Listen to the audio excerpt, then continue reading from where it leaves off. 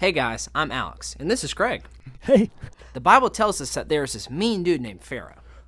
Are you mad?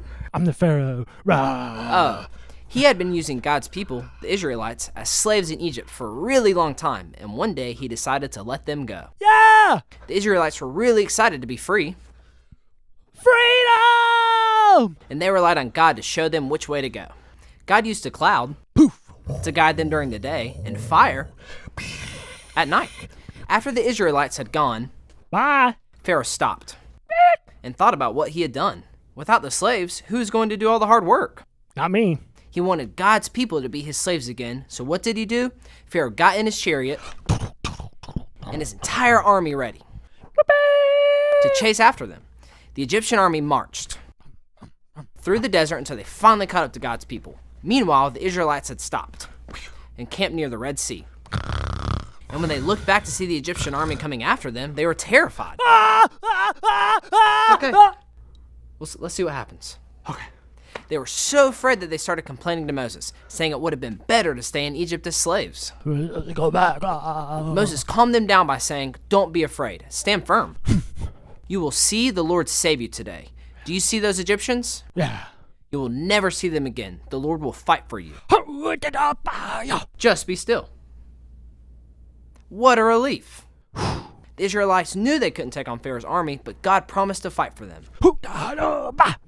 First, God took the cloud that had been guiding the Israelites and put it behind them so they couldn't be seen by the Egyptians. Then God told Moses to stop at the edge of the Red Sea and hold out a stick.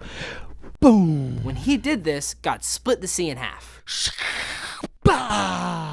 Wait, how'd he split the sea?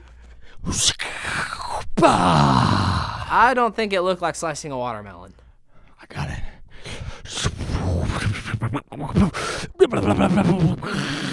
Yeah, that's exactly it. Yeah.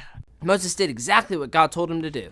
All he had to do was reach out his hand, and just like that, God parted the water, so the Israelites could walk across. The Egyptians chased after them into the sea, but God had a plan to stop them. God threw the Egyptian army into a panic, Oh no! jammed their wheels, Spoon. and made their chariots stop, Skip. just like that.